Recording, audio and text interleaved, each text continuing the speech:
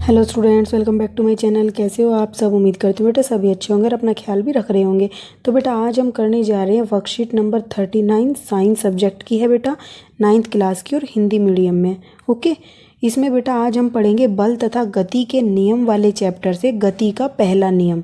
Okay, हमने अभी बल के बारे में पढ़ा था कल। बल दो तरीके के थे, संपर्क बल और असंतुलित बल और संतुलित बल। ठीक है, और असंतुलित बल क्यों जरूरी होता है? किसी भी वस्तु के अंदर गति लाने के लिए असंतुलित बल जरूरी होता है।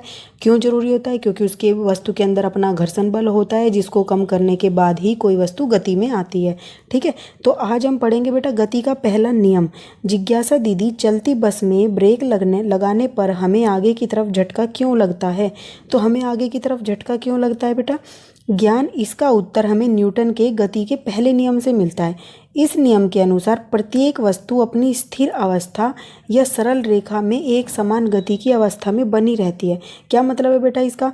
जो प्रत्येक वस्तु होती है वो अपनी स्थिर अवस्था में या सरल रेखा में एक समान गति की अवस्था में, किसी में भी हो, या तो कोई वस्तु चल रही हो या कोई वस्तु विश्राम अवस्था में, वो उसी में ही बना रहना चाहती है वो। ठीक है, इस नियम के अनुसार जब तक कि उस पर कोई भारी बल कार्यरत न हो, जब तक उस पर कोई बल नहीं लगाएगा तो वो चलती रहेगी। ठीक है, ये बात ध्यान देना बेटा, जब तक उस पर कोई भारी बल नहीं लगेगा। और दुनिया में, पूरे संसार में कोई ऐसी वस्तु नहीं है जिस पर कोई भारी बल ना लगे, क्योंकि हवा का भी बेटा क्या होता है, एक बल लगता ही लगता है। ठीक है, तो बस हम मानने के लिए ऐसा मानते हैं कि कोई वस्तु ऐसी है जिस पर बल नहीं लगता तो वो गतिशील रहेगी हमेशा, और कोई विश्राम में है तो वो हमेशा विश्राम में ही रहेगी। ठीक है, इसे जड़त्व का नियम भी कहते हैं। ठीक है, मतलब जड़त्व का नियम क्यों बोला गया बेटा? क्योंकि जड़ से ये जड़ को पकड़े रखता है, ये अपनी, मतलब जहाँ पर होता है वहीं को जकड़े रखने की कोशिश करता है।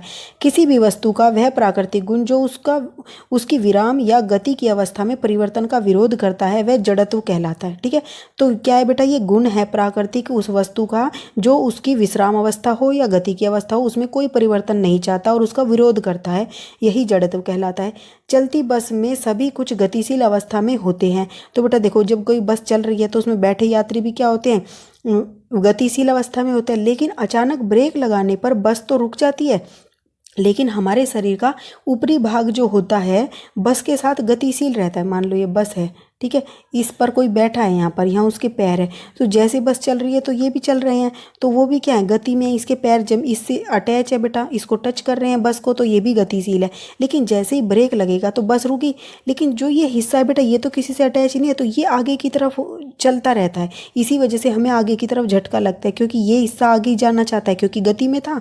और जड़त्व का नियम क्या कहता है, कोई वस्तु गतिशील है तो वो गतिशील ही रहेगी, तो ये क्षण भर के लिए इसका विरोध करता है, लेकिन अधिक बल होने की वजह से वो क्या होता है, रुकना ही पड़ता है उसको।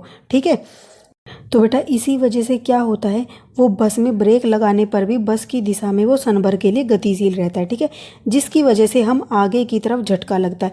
इसी प्रकार जब रुकी हुई बस अचानक से चल पड़ती है तो क्या होता है बेटा, अगर वो चल पड़ती है तो सभी सवारियां पीछे की तरफ झटका महसूस करती हैं। ठीक है, अब कोई बस है, वो अगर रुकी हुई थी, वो चल पड़ेगी तो क्या होएगा, अब ये रेस्ट में थे तो ये रेस्ट में ही जाना चाहेंगे, तो क्या होगा, बस तो आगे जाएगी और ये कहेंगे पीछे, मतलब वहीं पर रहेंगे, तो ये पीछे की तरफ रुकेंगे।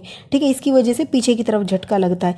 यहाँ बस तो अचानक गतिशील हो गई, लेकिन सवारियों के शरीर क्षण भर के लिए विश्राम अवस्था में ही रहे, तो ये होता है जड़त्व का नियम। तो इसी वजह से तुम देखोगे बस रुकती है तो उस टाइम पर हम चले होते हैं, तो हम चलना चाहते हैं तो हम आगे की तरफ जाते हैं, और जब हम रुके होते हैं और बस चलना चाहती है तो हम पीछे की तरफ हट रहे हैं, क्योंकि हमें आगे की तरफ नहीं जाना। ठीक है, ये आसान सा है, बस समझने की देर है बेटा। देखो डायग्राम के थ्रू भी समझाया है कि यहाँ पर देखो ये क्या दिखाया गया है, ये चलता जा रहा है। ठीक है, यहाँ से अपने इसके स्केटिंग कर रहा है और ये आगे की तरफ चलता जा रहा है, लेकिन ये क्या है बेटा, इसको रोक रहा है। ठीक है, अब रोक रहा है तो इसका शरीर तो चलना चाहेगा, ये नीचे का हिस्सा तो रुक गया, पर ये चलना चाहेगा तो ये क्या होता है, आगे की तरफ गिर जाता है। ठीक है, ऐसे ही बेटा यहाँ पर क्या है, इस पे ये बाइक पे जा रहा है, यहाँ पे आगे दीवार आ गई, ये बाइक क्या दीवार से टकराती है तो बाइक तो रुक जाएगी, लेकिन इसका जो हिस्सा होता है ऊपरी, वो क्या चाहता है, वो तो चलना चाहता है, इसकी वजह से वो आगे दीवार के आगे कूद जाता है। ठीक है, यही दिखाया गया है इसमें। अब देखो बेटा जड़त्व है क्या, प्रत्येक वस्तु अपनी गति की अवस्था में परिवर्तन का विरोध करती है, ये हम पढ़ चुके हैं। वह अपनी मूल अवस्था को बनाए रखना चाहती है, मतलब जिस अवस्था में उसी में रहना चाहती है। किसी वस्तु का द्रव्यमान उसके जड़त्व की माप है। तो बेटा देखो, उसमें कितना जड़त्व होगा वो उसके द्रव्यमान के बराबर होगा। जितना उसके अंदर वजन होगा, जितनी वो भारी होगी वस्तु, उतना ज़्यादा उसका जड़त्व होगा। देखो एक कागज़ पड़ा है और एक पत्थर पड़ा है, तुम एक कागज़ में मतलब कि एक कागज़ को मारो या धकेलो, या एक पत्थर में मतलब कि पैर मारो या उसको धकेलो, तो कौन सी चीज़ आसानी से आगे चली जाएगी? कागज़, क्योंकि उसका भार कम है तो उसका जड़त्व कम था, इसलिए वो तुम्हारा विरोध नहीं कर पाई इतना जितना पत्थर ने विरोध किया। ठीक है, इसीलिए भारी वस्तु का जड़त्व हल्की वस्तु की तुलना में अधिक होगा, जिसे हिलाने के लिए अधिक बल की आवश्यकता होगी। ठीक है, अब न्यूटन के गति के पहले नियम पर आधारित कुछ घटनाएं हैं जिसका प्रयोग हम करते हैं अपनी डेली लाइफ में। ठीक है, कि किस तरीके से जो जड़त्व का नियम है या न्यूटन का गति का नियम है उसको हम यूज करते हैं। पेड़ की शाखा को तीव्रता से हिलाने पर पत्तियां का झड़ना। तो बेटा जो पत्तियां झड़ जाती हैं पेड़ की, ठीक है, जब हम हिलाते हैं तो पत्तियां तो विश्राम अवस्था में थी, जैसे ही हमने हिलाया वो तो विश्राम अवस्था में रहना चाहती है, लेकिन पेड़ की टहनियाँ आगे की तरफ झुक गई। इसकी वजह से उस पर क्या एक बल लगा और वो नीचे झड़कर गिर गई। ठीक है, ऐसे ही बेटा क्या होता है, गाड़ी की अवस्था में परिवर्तन से सवारियों को आगे या पीछे की तरफ गिरना या झटका लगना इसी वजह से होता है कि हमारा जो शरीर का ऊपरी हिस्सा होता है वो गाड़ी या बस के संपर्क में नहीं रहता, असंपर्क में रहता है। वो गति में ही रहना चाहेगा अगर गति में है गाड़ी, और अगर विश्राम में है गाड़ी तो वो विश्राम में रहना चाहेगा तो पीछे की तरफ हटेगा।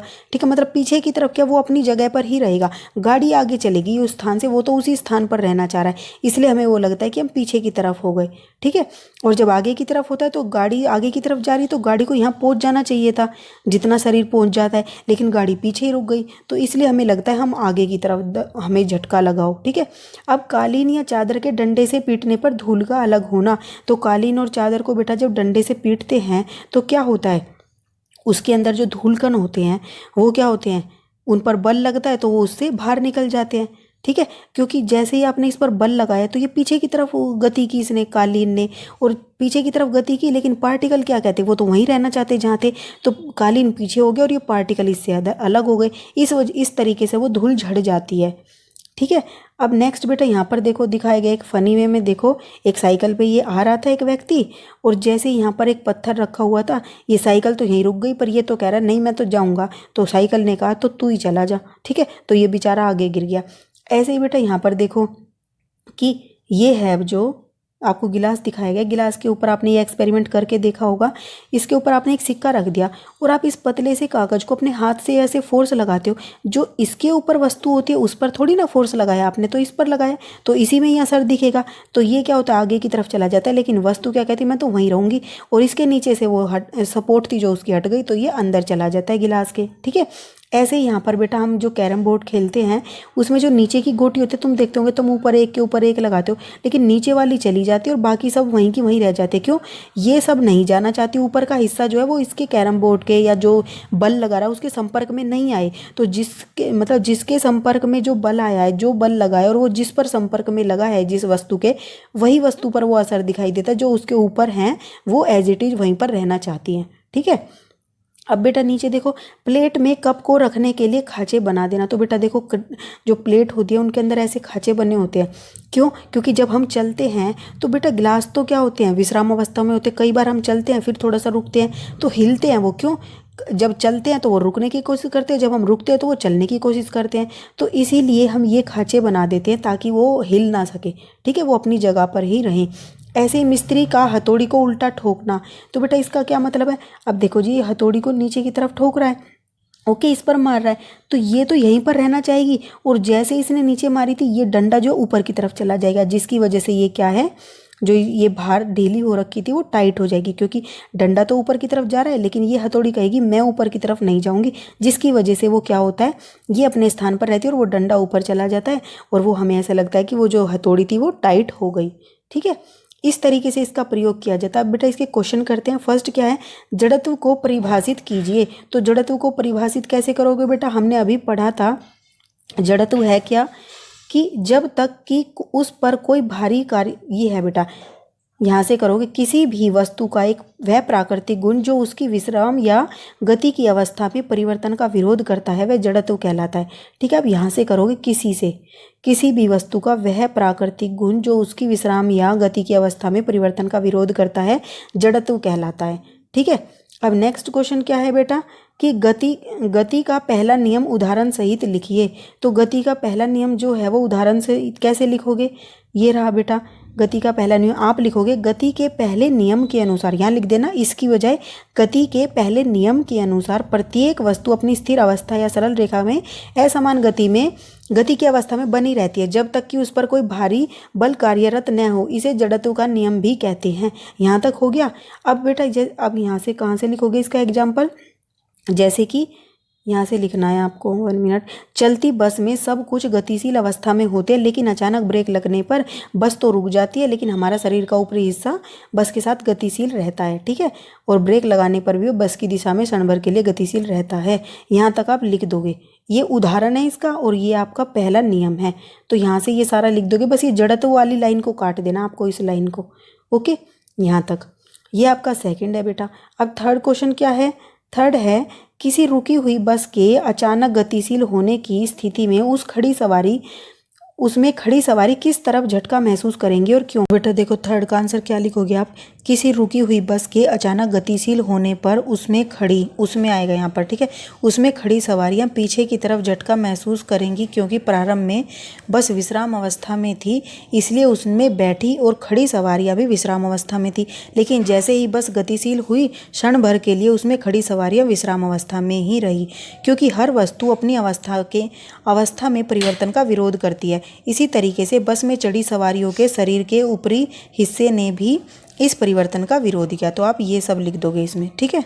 नेक्स्ट क्वेश्चन क्या है बेटा कि निम्न में से किसका जड़त्व अधिक होगा, कार का या बस का। जिसका वजन ज़्यादा होगा उसी का जड़त्व ज़्यादा होगा, तो बस का जड़त्व ज़्यादा होगा। साइकिल और मोटरसाइकिल में किसका होगा बेटा, मोटरसाइकिल का। और ठेला गाड़ी और रेलगाड़ी में बेटा रेलगाड़ी का, क्योंकि इनका वजन ज़्यादा है। जिसका द्रव्यमान ज़्यादा उसी का जड़त्व ज़्यादा होगा। तो ये थी बेटा आपकी आज की वर्कशीट। उम्मीद करती हूँ आपको अच्छे से समझ आ गई होगी। कोई डाउट हो तो फिर भी कमेंट बॉक्स में पूछ लेना। लेकिन बेटा डेली आपको रिवाइज़ करना है। अब आपके शायद पेपर भी हो जाएं, कभी अचानक से आ जाएं, हमें नहीं पता कब होंगे, लेकिन अगर होते हैं तो आप अपनी तैयारी पूरी रखो। ओके, इस वीडियो में इतने। अपना नेक्स्ट टॉपिक हम अपनी नेक्स्ट वीडियो में करेंगे। तब तक के लिए ऐसे हंसते रहिए, मुस्कुराते रहिए, पढ़ते रहिए, आगे बढ़ते रहिए। Thank you.